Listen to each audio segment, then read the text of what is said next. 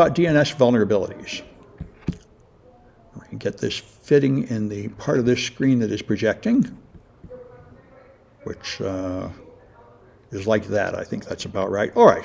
So, and by the way, all these slides are on my website. You can view them in PDF if you can download them if you want to. All right. So here's the reasons why you have vulnerabilities in DNS. You either configure your DNS server poorly or design the network poorly, or those are architecture mistakes, or you use vulnerable software, and essentially all software is vulnerable. There's an endless chain of vulnerabilities being found and patches, and then there's just more vulnerabilities. All software has some vulnerabilities, although DNS software is better than it used to be. And then we'll talk about failures to use the security extensions. That's a little complicated. That's talking about DNS Sec, and DNS Sec is not as important as you might think. All right. So we'll talk first about architecture mistakes, and this is basic networking. If you have a single point of failure, your network is likely to go down. And this is just a basic architecture. You shouldn't have just one internet connection, just one server, just one router. If there's one thing that's all essential, then when it fails, you no longer deliver service to customers, and that's why you make a redundant system. Otherwise, if you have a single point of failure, you are not fault tolerant. A fault is when something breaks. A failure is when your customers no longer get service. And if you make a fault-tolerant system, you have redundant servers and switches and stuff, so when you have a fault, it does not progress to a failure. It's fault-tolerant. One thing can fail, but the customer still receives service. All right. So that's why if you go into your IP settings in a Windows machine or anywhere else, it will encourage you to have 2 DNS servers configured here. So it will know, try one server, and if that one doesn't work, try another one. This is the right attitude to have at every level. There should be redundant services. So if you have the internet coming in here, and then a router here, and a firewall, and then servers in here behind another switch, there's a lot of single points of failure. If this firewall fails, you stop delivering service. If this router fails, you stop delivering service, and so on. This is what most of us have at home, just one router, and that works, but it's not fault tolerant. If the router fails, we're off the internet. And it's acceptable for networks where you do not require a high degree of uptime, but it's not acceptable at a company where you want things to stay up longer. So if you put all your DNS servers at a single site, then you can have a fault. That entire site can go down. This has happened a few times. 365 Main is San Francisco's 5 nines hosting facility. They are supposed to be up 99.999% of the time. And that means they are only going to have 5 minutes of downtime per year. And yet, it went down for 4 days because their power supplies failed and their backup power failed. And this kind of thing happens. People tell me that 5 nines is a myth. Nobody can ever keep anything up that much. They try, but really 3 nines or 4 is all you ever really get. Yeah? Can you go back to the previous slide? Yeah. So the router is the same as local DNS server? Oh, well, at home, your router serves as a DNS forwarder. In a company, you typically have real servers doing the DNS, like down here. But at home, many of these devices are all combined into one. The firewall, the switch, the wireless access point, the DNS server, and the router are all just one little box. And do we need to have the forwarder? Do you need to have the forwarder? Well, no. No, a forwarder forwards DNS requests to another place. If you configure your router is a recursive resolver. So it does forward requests to other servers as needed, but not all the time. And, yeah. What about resolver? What about what? Resolver. A resolver is what I think it is. A resolver just finds the answer and tells you. And it is inside the Inside the router, yes. Inside the router, they have a resolver and a firewall and a switch and a router and an access point. It's all these things miniaturized in one little device. At a company, they would all be separate devices because you have a higher degree of traffic, and you also have to span a larger physical space. These are very good questions. A lot of people get confused these days. They think a router can do all that because they call it a router at home, but the device you have at home is actually a multi-purpose web gateway. It's far more than a router. It's, so when you do ipconfig/display DNS, yes. What is that? ipconfig display DNS shows the saved DNS records on your machine. So it does not go to the router at all. It's things you have resolved within the last 2 minutes are just saved locally for a period of time. So if you go back to the same website, it doesn't bother asking the router again where it is. It assumes it hasn't moved. That's all that is. That's the local cache. And by the way, there is no such cache on the Mac or Linux. They do not use a local cache. Every time you go back to the website, it does another query of the DNS resolver. But that's Windows. Windows caches it. Good? Yeah. All right. So if you have all your DNS servers at a single site, then that whole site could go down from an earthquake or something, and then you'd be off. So it's better to have distribution where there are separate geographic locations with identical copies of your server. And the more critical the service is, the more distributed it is. So the 13 root servers, which are the heart of the entire DNS tree, are geographically and topologically distributed around the whole world. And they have never gone down for that reason. I think no more than 2 of them have ever gone down of the 13 at any time. It's very hard to take them down. All right.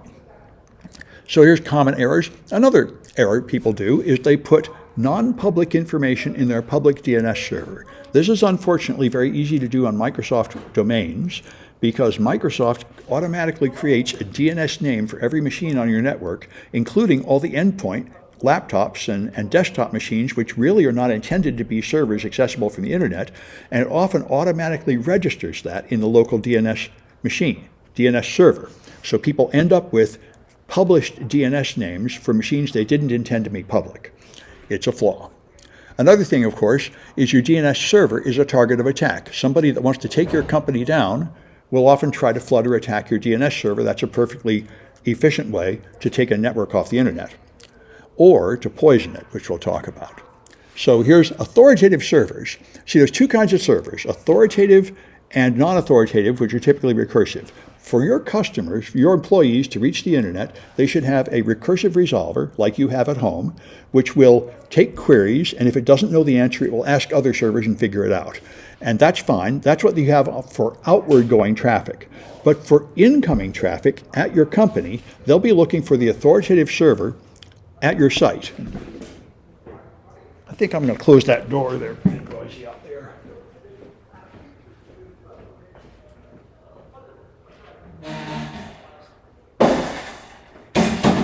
Incoming traffic to reach your company resources want to find an authoritative server which has the authoritative answer for what servers do you have, and that server should not be recursive, and it should only have information about your public servers. So here you see people coming in from the internet. They're trying to get to your company. They come through your router and firewall and another router, and they go to the authoritative servers. For example, if you're trying to reach a page at citycollege.edu, we'll have an authoritative server which only knows about ccsf.edu servers, and it only knows about the public ccsf.edu servers. So if you're trying to reach a public resource like the email or the website, it will tell you where to find it. But these things will not be recursive. They will not accept recursive queries. They're not being used by our machines on campus to go out to the internet, and they don't have any information about machines that are not public. That's the right way to do it. All right. So as we talked about last time, this is a big problem with Windows machines because Microsoft apparently didn't really understand DNS when they designed their operating system, and they never updated anything. As far as I can tell, they didn't update anything about their DNS since Windows NT from 1993.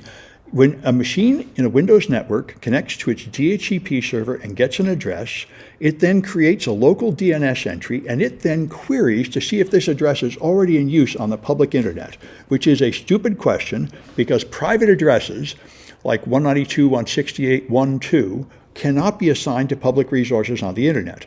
But Microsoft operating systems will query the real internet to see if somebody is using that address. The answer is always no, but every Windows machine, every time it boots up, asks this question, and that creates floods of millions of queries, so much that it actually performs a denial of service attack on the main DNS service. And there are many workarounds. There's a whole series of machines. You'll notice this one here ends up at prisoner.iana.org. There are special servers with names like Prisoner and Black Hole just to handle this junk traffic from the millions of Windows machines. And so we'll talk about how you can configure your Windows servers to prevent this. We talked about it last time. But for some unknown reason, Microsoft does not block this junk traffic by default and instead floods the internet with it. It is a problem. Microsoft is a bad citizen of the internet. They always have been. Sometimes they get better, sometimes they get worse. But this problem dates from the really early days when they just didn't care about standards at all, because they owned 99% of the desktop, and they said, we don't need to obey any internet standards because we are the standard. Whatever we do, that's the standard. Everybody else can just take a hike. So they violated all kinds of network rules. They even violated HTML design principles. They made their own version of HTML and said, tough, everybody just has to learn Microsoft code because we are the world, which was sort of true then. It's not true anymore. Now, Linux, Unix, and the Mac have eaten a lot of it, and Microsoft is not the only whale in the pond anymore, and they're having to obey more standards. But their DNS products date from the bad old days when they just thought they could do anything they want. Yeah? Is there any way we can see the IP address of the root? Well, you can do a trace route, which will send a series of packets and show you the route that takes, but the route can change. Usually it doesn't, though. Usually traceroute is the way to do it. This will show you the path your packets are taking to get somewhere. Yeah, good, good. All right, so this is something we talked about last time, this one in Server 2008. It doesn't matter. The point is, when a machine configures, you see it's got this private address, 192.168.118 something, and here's a whole series of queries it's sending to the real internet trying to find out who owns that address. When in fact, nobody can possibly own an address starting with 192.168. It's a reserved address only for private networks. But here's, 6 or 8 queries being sent to the public internet trying to answer that question, which is what Windows machines will do by default. All right, so to fix this, you configure your local DNS servers not to refer not to send those queries out. All right. Now, I mentioned before, recursive resolvers are ones where if you ask them to find a domain and they don't know the answer, they will ask other servers and figure it out for you. And this is what you want for your home router and for your outgoing DNS server. You want it to just find the answer, even if it has to go ask other servers. That's called recursion. But you don't want recursion on your authoritative servers. Now, some people have recursive servers that are open to the internet, and this represents another problem. If you have at City College, if you go to a website like yahoo.com, there's an internal DNS server that finds yahoo.com, and that's fine, but it's not open to the whole world. I don't think, it isn't. I checked, in fact, this morning. Now, if you make a server that is open to the whole world, it'll only, instead of just taking queries from inside your company, then bad actors can use it. And this allows you to do amplification attacks, we talked about last time. DNS operates primarily over UDP. And that is a problem. UDP does not have a handshake. So I can send a request, and it just takes the from address and replies to there. So I can send a request with a forged from address of somebody I hate, and then the reply will go to them, not me. And that means I can send a small request that has a large reply and send a flood of large replies to somebody. This is a packet amplification attack, and if you run an open resolver that takes queries from anybody on the internet, you can be used for this attack. So you must do something to protect it, and there's a series of BCP, I think it's Best Common Practice 31 or so, tells you what you're going to have to do is now watch for extra unnecessary requests and do some kind of rate limiting, like I will not take more than 10 requests per second from the same IP address or something. You have to somehow notice if you're being used for an attack. So a resolver that's open to the internet is a possible target of abuse that could be used to attack other people. And that's the point here. And there are a lot of open resolvers on the internet. So you can check for this. So the simplest thing is only take queries from your own clients for your recursive resolver. Like your home router is a recursive resolver, but it only takes requests from you and your home network. It doesn't let people on the internet ask your home router where things are. And you can configure your server not to do that. So we can test your open resolvers. Here's the query that does it. Let me just try this. This dig will just go to this one site called testopenresolver.com.txt. And the point of that's just a website that has a text record that says this is an open resolver. So if I open just a command prompt here, okay, let me get this on the right screen. All right. And, all right, clear.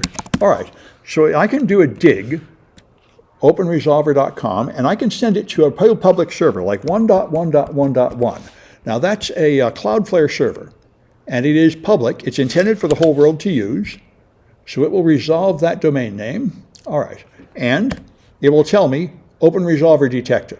All these people did was register this domain name and put a text record there that says this.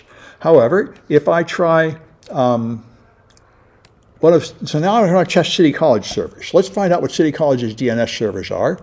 So if I dig for name servers at City College, I will find one of them here. Because I'm on campus, this is our local one. If I want to do it from off campus, I would get different results, and I'll demonstrate later how to get off campus when you punch through the firewall.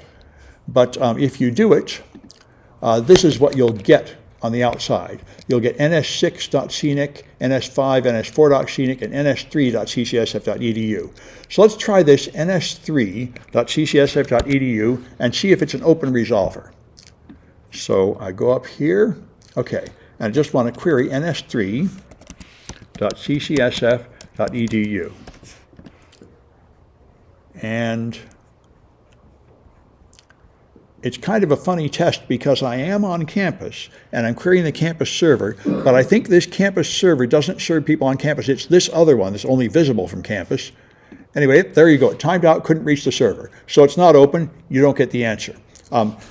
Open ones will give you the answer, other ones will not respond, or they will not find the answer because they're not allowing queries from people that are not in the company. And that's what you want. And when I did it from home, this is what I got. I get a quick response, just no answer. None of these servers are open, which is the correct thing for most companies to do.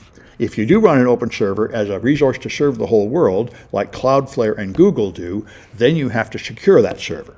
You will have to assume you will be subject of abuse. All right.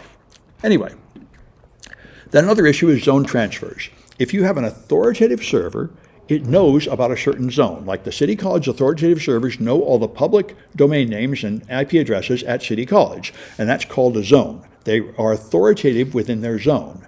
And if you want to put up another DNS server, it has to copy that zone data over, and that's called a zone transfer. But that goes over the same network, and Microsoft, again, early versions of their DNS server had zone transfers enabled by default. So people who put up the servers didn't know it, but anybody could copy the whole zone. Now, in principle, this is not really a security problem because your DNS server should only have public information anyway. But in practice, as I mentioned before, a bunch of these also had automatic registration of clients, which meant that your DNS server in fact had a bunch of information that was not public. And if you could do a zone transfer, you would discover that information. So this is a vulnerability. It's not that common anymore. Not very many people still have unprotected zone transfers, but it can happen. Your zone transfer should only be permitted to IP addresses of your other servers so they can copy the data, not for the whole world can just copy the whole zone. And North Korea is the most recent company that made this mistake a few years ago. North Korea's top-level domain allowed zone transfers. As you know, North Korea set up their own internet, and various companies have said they're going to do this. Russia recently said they're going to make their own internet and disconnect from ours. Iran said they were going to make their own internet, but they never did. A lot of the more repressive countries really want to just have their own internet so their citizens can't get to things like Google and Yahoo and Twitter and everything and find out the information they don't want them to have. But that turns out to be a whole lot harder to do than people think it is. The Great Firewall of China is extremely effective. I mean, I've been to China. It's very hard to access forbidden resources. And they really put a lot of effort into it, and they really made a very powerful, they really very effectively block a lot of the internet in China. Most other nations that try to do this find out it's a whole lot harder to do than you think. Like Australia. About 8 years ago, the Prime Minister of Australia said, I'm going to put up a firewall that will block all the malware, all the pirated movies, and all the porn on the internet to protect our people. And all the technical people said, you know, there is nothing you can buy that will do that. There is nothing you can build that will do that. That is not as easy as you think. But he promised it, and they spent millions of dollars trying to do it, and it never worked. The state of Utah really wants to block all the porn, and they've tried several times. This is not easy to do. I think China has somewhat succeeded, but it's not easy at all. It takes a lot of resources to really severely filter the internet. Question about Yeah. China. So if China, why doesn't China ban the VPN? They do ban VPNs, and they block them. I tried to use VPNs from China, and I would configure my own VPN server, and it would work for about 30 seconds, and then they would figure it out and block it. And when I talked to the hackers in China, they would tell me which one worked, and it would only work for a month or two before they blocked it too. It's really hard.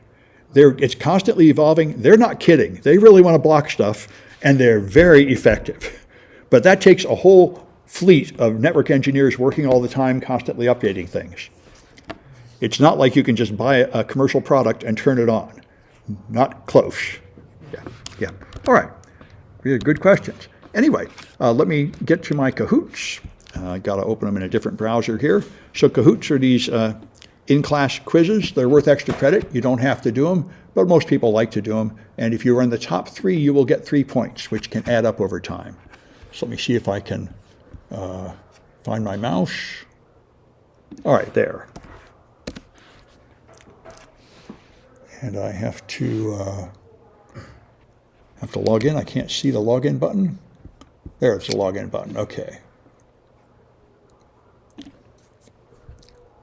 There we go.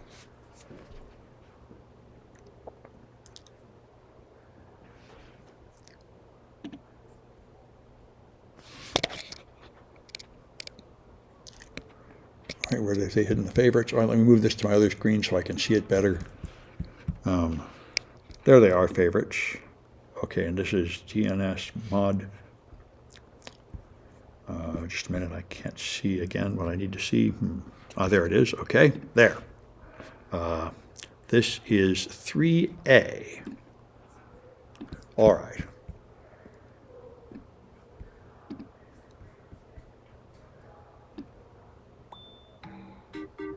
Okay, so go to kahoot.it and type in that number, which is, 849754.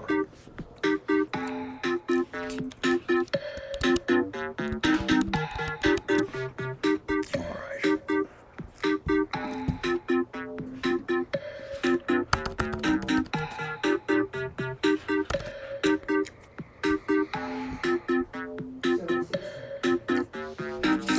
Uh, 849764, you're right.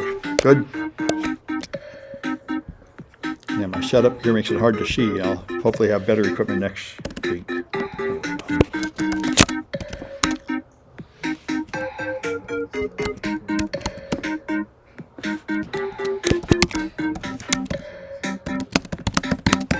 There. Good. All right. Oh, good. See the people made it.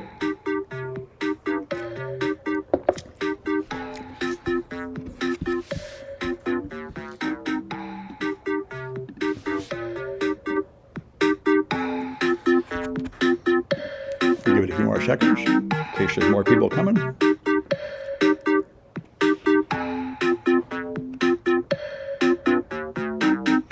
All right. Oh, okay. Still people coming.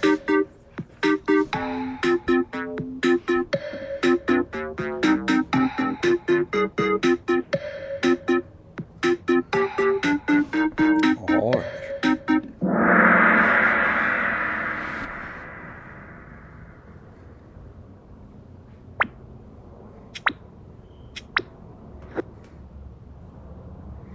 All right, so which one of these causes denial of service?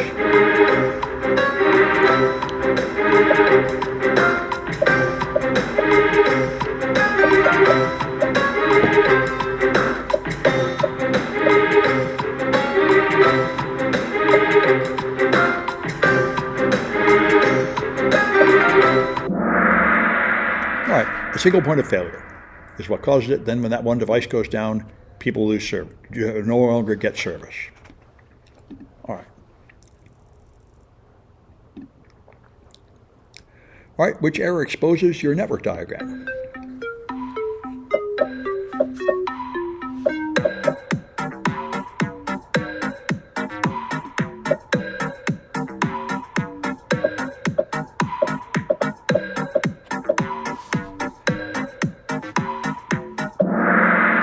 All right, allowing zone transfers means people can copy all the data off the server, and that might expose information that is not public. Leaking internal queries is what happens when queries are forwarded that shouldn't be, and that leaks some information, but only about one device at a time.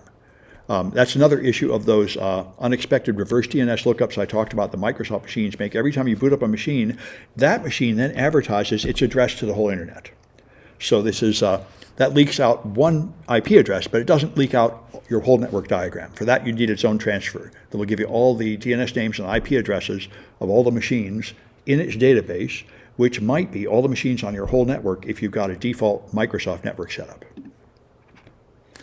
And what is this garbage? Energy say, well, I need to plug in my power. Can you do that? It's nice that it warned me. That's far better than usual.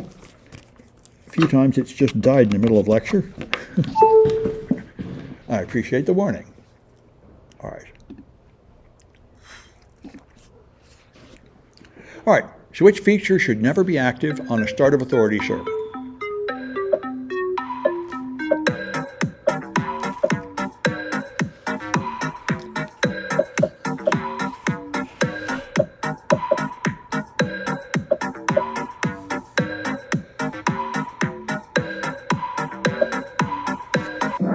Recursion.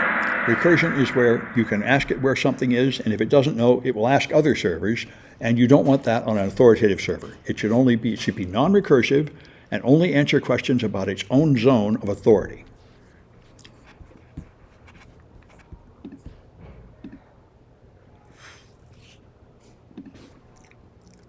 All right, and what kind of server is a danger to other companies?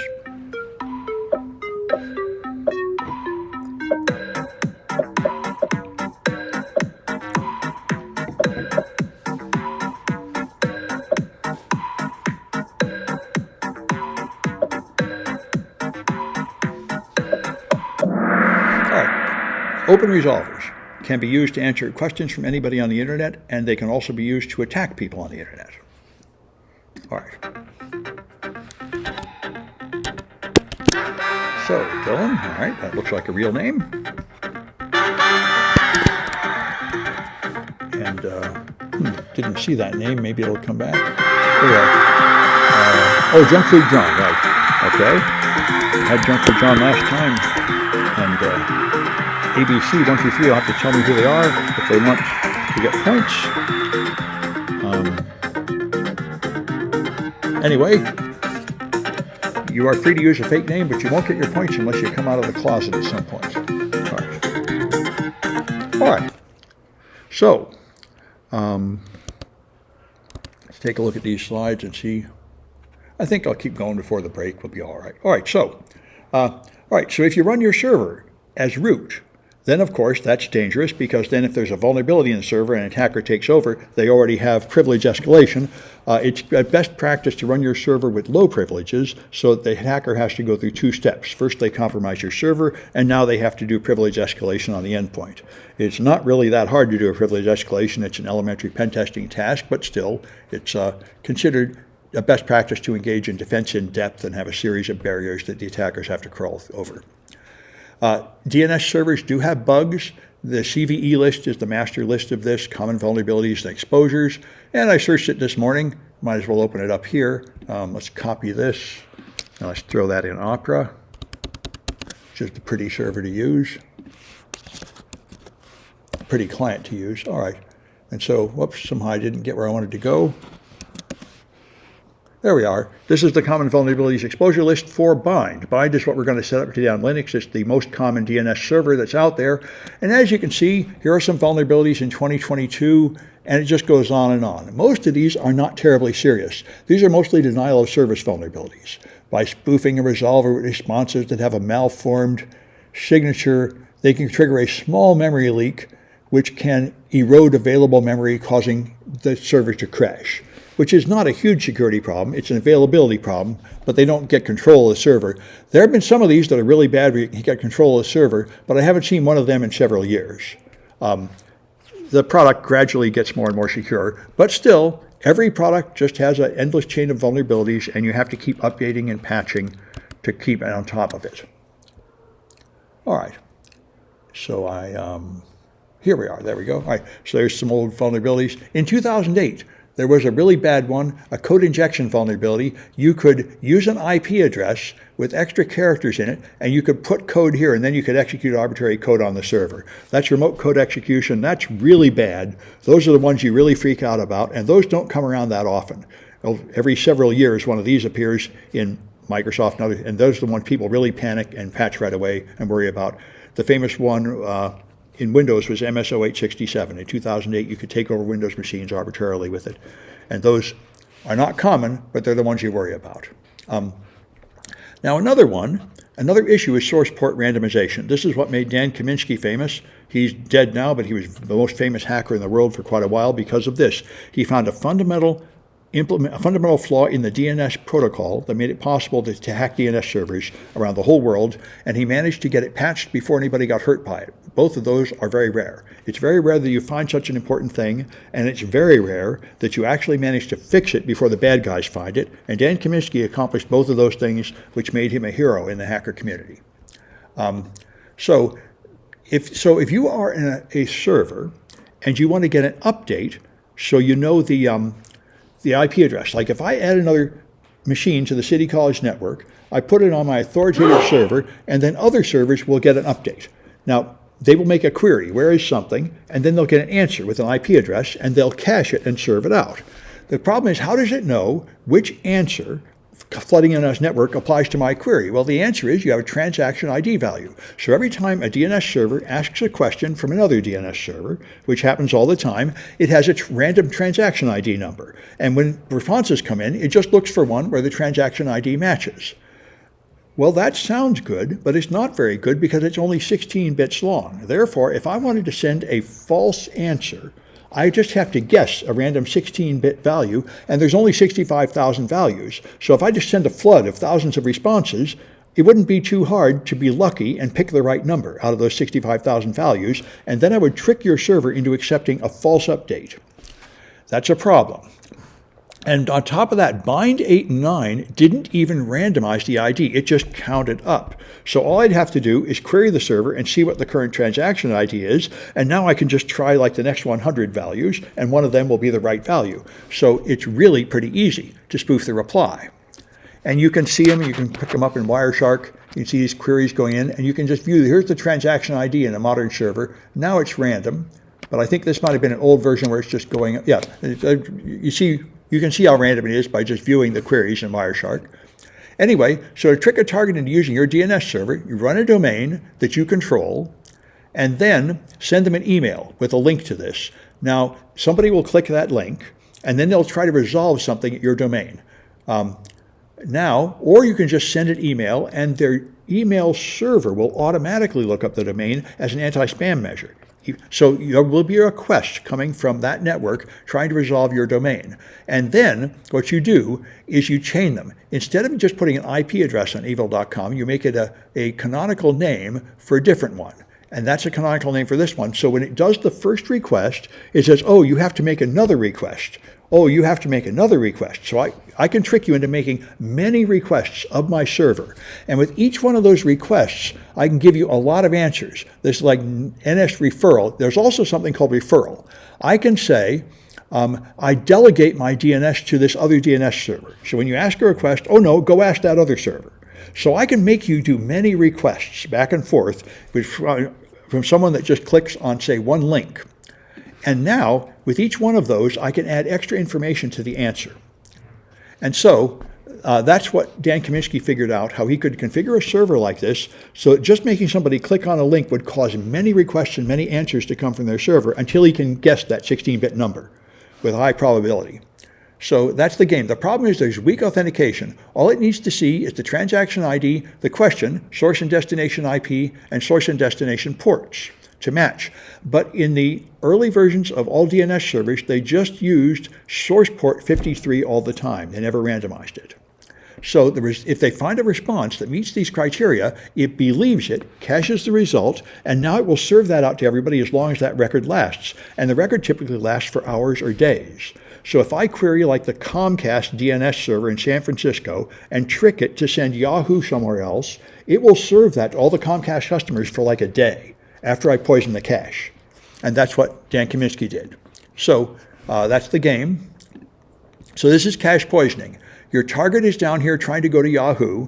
There's a resolver here. This is a resolver. It does not know where Yahoo is. It asks somebody else where Yahoo is, and I send it a false answer, which it believes before it gets the real answer from the real server. So now it believes Yahoo is somewhere stupid, and now it will tell the clients that's where Yahoo is, because it got what it thought was the authoritative answer. And the fundamental problem here is we don't have any strong security on this. There ought to be something like a password or some kind of encryption protocol where there is some kind of proof that I'm getting the real answer from the real server. But there's not in DNS, not unless you upgrade to DNS Sec, which has not happened yet for most companies. So this was the Kaminsky attack. They would send an attack, then the server would make many, many queries of the malicious server and get many, many responses, so it had a high chance of guessing the right number, and it would cache false data at the DNS server, which now causes all these clients to go to the wrong place. So anyway, I'm not going to go through the details. We used to actually do this attack, but since it was patched in 2008, I think there's no longer anybody much vulnerable to this. It's just worth knowing about, and that's the consequences. You could poison a main server and affect many clients. Now, there are other things you can do. For example, if I'm at a coffee house on a wireless network and you're trying to surf the internet, you're sending requests to the local DNS resolver, which is just the router, but those are on the public network. I can pick them up, so I can read your DNS queries and I can just answer them before the real resolver does. And your machine will believe it, so I can redirect your traffic to the wrong web page just by being on network, because nothing is encrypted. And then, of course, we mentioned before, a denial of service amplifier. If you have an open resolver, I can send a bunch of small queries to you and get a bunch of large responses going to the target. So even if I do not have a lot of bandwidth, I can multiply my bandwidth and do a lot of harm. And by the way, my address will not be in any of these packets. So you will blame these guys for attacking you, not me. All right, let's try another Kahoot, which would be here. There we go. It is CNET 43B, that one.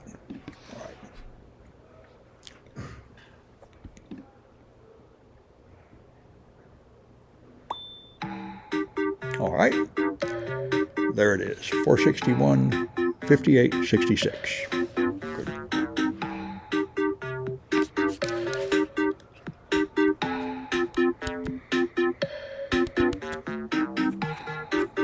On ABC 123 told me who they are. Good, I'll make a note of that. Good.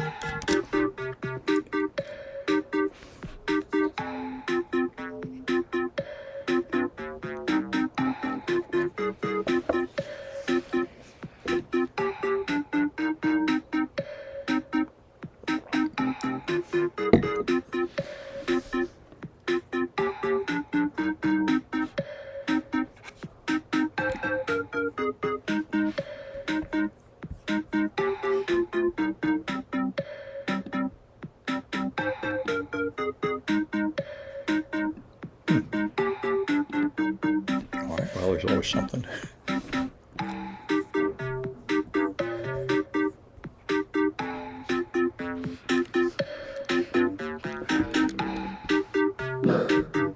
That's right.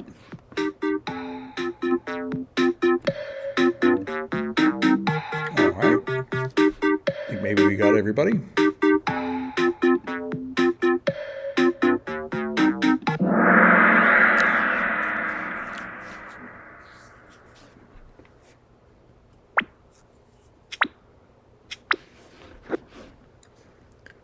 All right, so what weakness makes it more dangerous when your server gets hacked?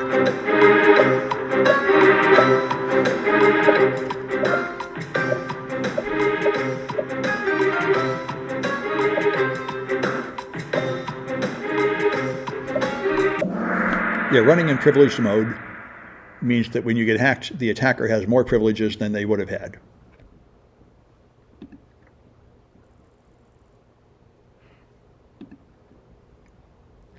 Right, what weakness makes it easier to poison your cache?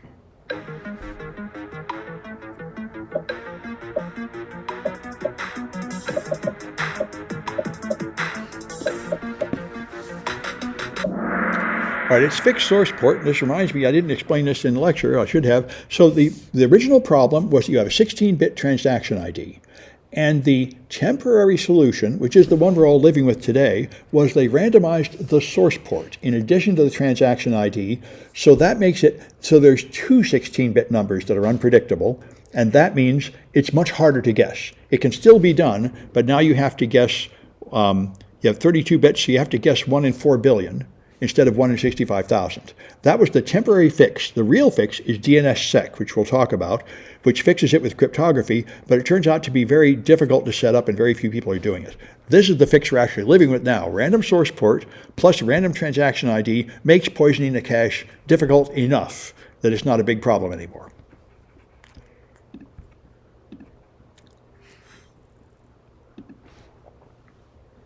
All right, so what attack causes all the users to see a fake website?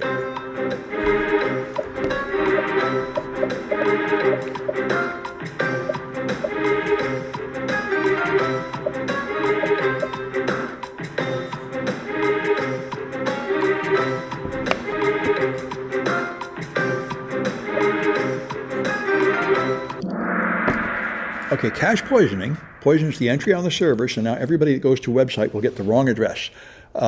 Man-in-the-middle attack only poisons the people in one location, like in one coffee house. It doesn't get all the users of a website the way this does. All right.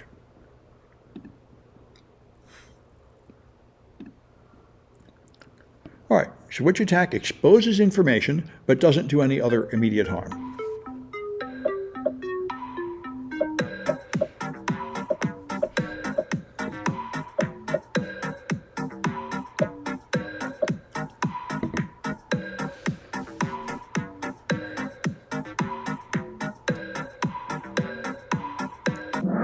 That's a zone transfer, just reveals the information on the DNS server, which ought to only be public information anyway. So it's not too serious unless you have made another mistake of putting private information on your DNS server.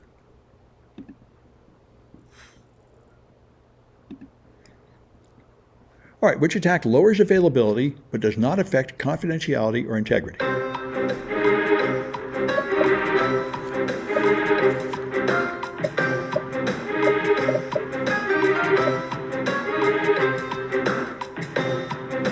This is a Security Plus question. All right, this is security. Security is confidentiality, availability, and integrity. And denial of service causes a failure of availability. It doesn't affecting confidentiality would reveal secrets. Affecting integrity would change data to be wrong. But a denial of service doesn't do either of those. It just renders the service unavailable, which is an important aspect of security.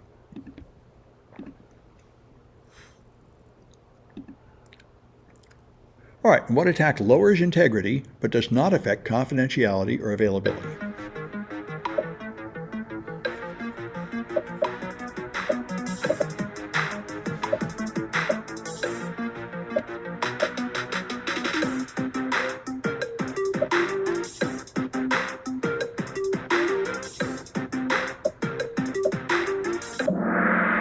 This is cache poisoning because the server is still available, and it is still protecting confidentiality. You haven't exposed any secrets, but now it's putting out the wrong answer. So that's integrity. It's now delivering the wrong data. That's failure of integrity. All right.